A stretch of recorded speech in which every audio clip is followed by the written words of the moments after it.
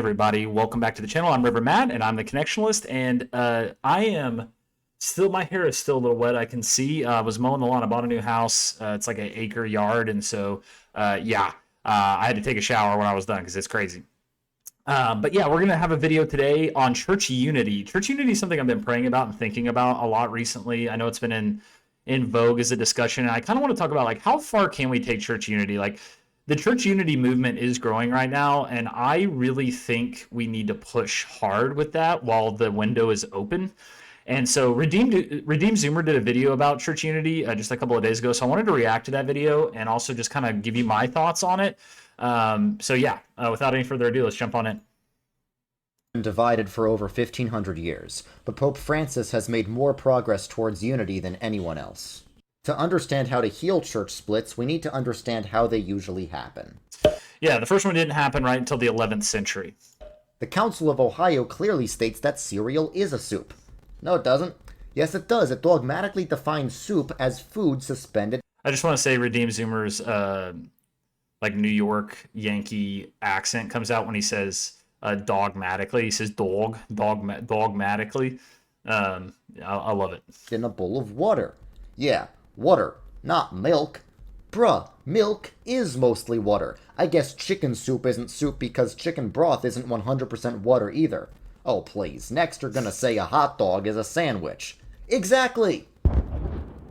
You're going to hell. So yeah, that's pretty much church splits. They can be over some real issues, and I think that's important. I think the United Methodist Church's recent schism was over like a real issue, right? Like it was a secondary issue. It's not a matter of orthodoxy, LGBT inclusion, but it was a real issue.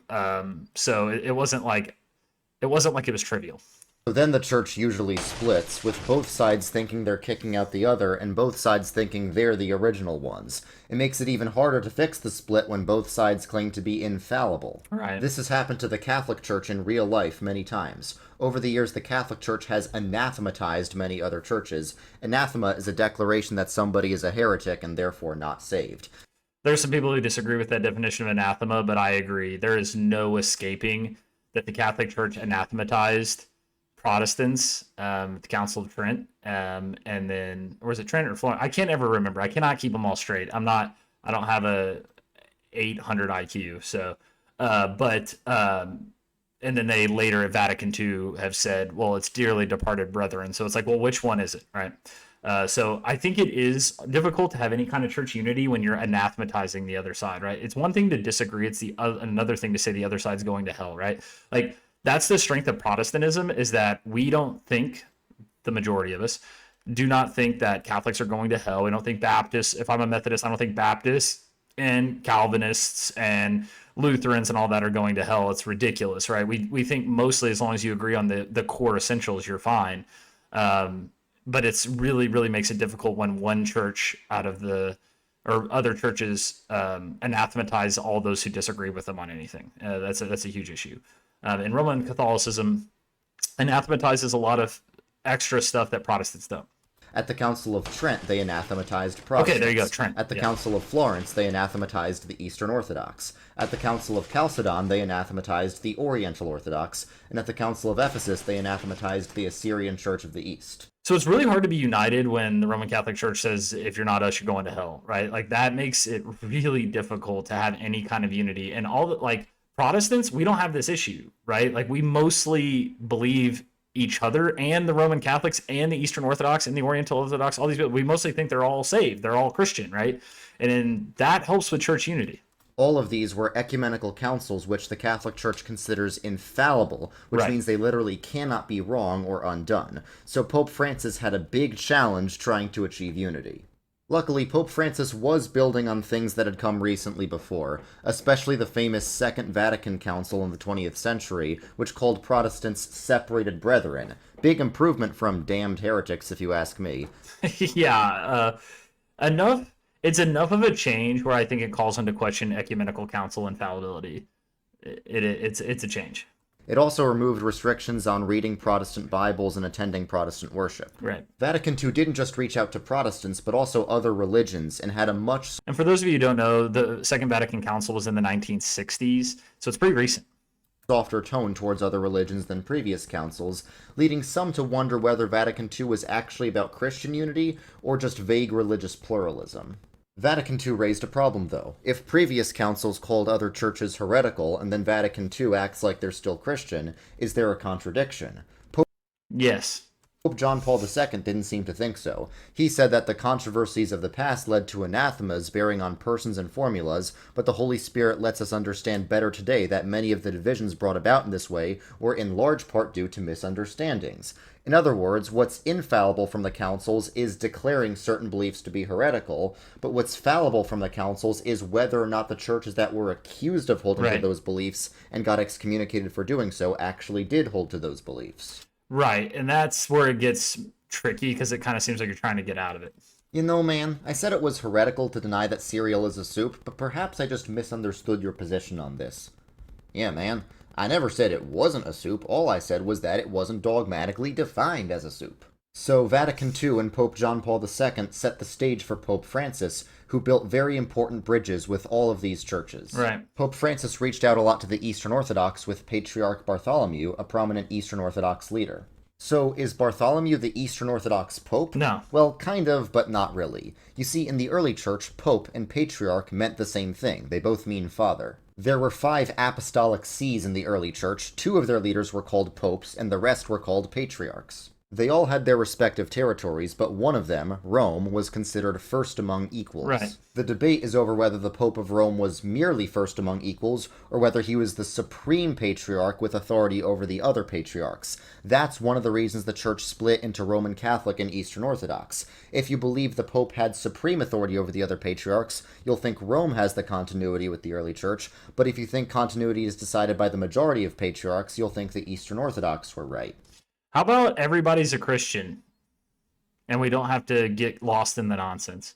So with Rome gone, the spot for first among equals went to the Patriarch of Constantinople, and that's what Bartholomew is. So he's technically the leader of the Orthodox Church, but he can't exactly tell the other patriarchs what to do. Right, it's a different Something system. important that the Catholic Church did under Pope Francis was make the Chieti document, which basically admits that the Eastern Orthodox model of the Church was more or less how the Church functioned in the first 1,000 years. Since the Catholic Church believes in development of doctrine, they're comfortable admitting that the structure of the early Church looked more like present-day Eastern Orthodoxy than present-day Roman Catholicism. What's most revolutionary is how ecumenical Pope Francis was with Protestants. He even went so far as to say it's not allowed for Catholics to try and convince Protestants to become Catholic because that's bad for the ecumenical path. So that means many Catholics on Twitter are in trouble. Yeah, that's a pretty big deal for Pope Francis to say something like that. But he's talking about the ecumenical path, meaning that this path to having full communion with each other, being back in communion, being united, which I think is really important. And I think people care about now more than they used to. And I think we really need to dig in on it while people care about it. Pope Francis even said Protestants are right about the doctrine of justification, which was one of the major issues dividing Protestants and Catholics during the Reformation, which is a big improvement from the Council of Trent, which says the Protestant view is heretical. I mean, he's going to talk more about, they did this joint declaration, I can't remember. Di Martin Lutero non erano sbagliate. E oggi luterani e cattolici, protestanti tutti, siamo d'accordo sulla dottrina della giustificazione. Su questo punto tanto importante lui non è avesse. He said Luther was medicine for the church. So the Pope says Martin Luther was right about justification, and turns out that's the correct doctrine, which is what Martin Luther was saying all along. He didn't want to leave the Roman Catholic Church. He was trying to reform it to what Scripture taught and what the original church taught. And then hear what he says here. Importante lui non è avesse. He said Luther was medicine for the church. He had a statue of Martin Luther in the Vatican. He helped name a square in the Vatican after Luther, and participated in a ceremony that celebrated the 500th anniversary of the Reformation. Okay, you see what I'm saying here? The church unity movement, the church has been kind of priming itself. Pope Francis did a lot to prime itself for this. And look at this. A statue of Martin Luther who was deemed a heretic and excommunicated from the church. That's a huge departure, right? And you're starting to say Martin Luther was medicine for the church. admitting the church needed what Luther did, right? That's a huge admission, and that's a good thing because it might bring us closer together and to where we can maybe, 100 years from now, we can start flirting, maybe not with full communion, but like partial communion between some Protestant denominations and Roman Catholicism. This is a really, really, really good thing. And if you're sitting there watching this thinking it's a bad thing, like a really bad thing, you should pray about that, right? You should pray about wanting the church to remain separate from each other, right? You can be watching this and be thinking, man, I want my side to be right. I want the other side to acquiesce to all the things I believe, right? Or you can grow up spiritually and understand that we're going to disagree about some things, but in order to be unified, we have to let go of some things. So this brings me to a comment. I asked a question to Redeem Zoomer the other night about church unity, and he had a really good point. He said, I feel like full mergers, when churches merge together, like actually legally, not just like full communion agreements, it leads to theological relativism. I think his basic point was, yeah, if we end up merging our institutions together, it'll mean we start caring about theology less because we'll have to in order to coexist with each other. I just don't think that's true. I think there's a way that we can merge our institutions together and still care about what we deeply believe and give some local control about what we actually believe. Because on secondary issues, we need to be giving more freedom anyway. But I understand that. So, like, for instance, in lieu of full mergers, full communion agreements are great. And I would love full communion agreements that have a little bit more teeth on them other than just like, oh, you can interchange clergy. Like, full communion agreements mean we need to be working even more together than we are on a wide variety of things. He was often fine with people staying Protestant and not becoming Catholic. He allegedly told the Anglican bishop Tony Palmer to stay Anglican and fix the Anglican Church so that future unity would be possible. Right.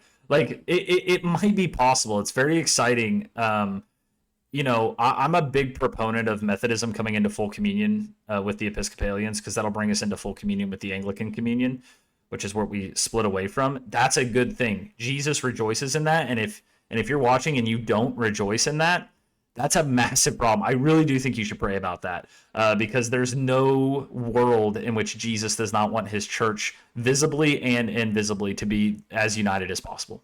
And allegedly told a Catholic woman to convert to Lutheranism for her Lutheran husband and even to take communion at the Lutheran Church. Yeah. Pope Francis also built really important bridges with Oriental Orthodoxy. Recently, 21 Coptic Orthodox people were killed by ISIS, and Pope Francis canonized them as saints. The reason this was a bit controversial is because the medieval papal bull Unum Sanctum very clearly says there is no salvation outside the Catholic Church, which means subjection to the Roman Pope.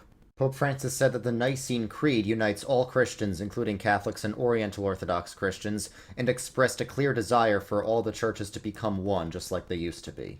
A firm desire that all churches may become one, right? He's got a quote here I can read. It says, union with God necessarily takes place through unity among us as Christians who proclaim the same faith. In conclusion, Pope Francis expressed his hope that the study visit of the Orthodox priests and monks would serve as a symbol of communion as the church journeys towards full union for which Jesus prayed.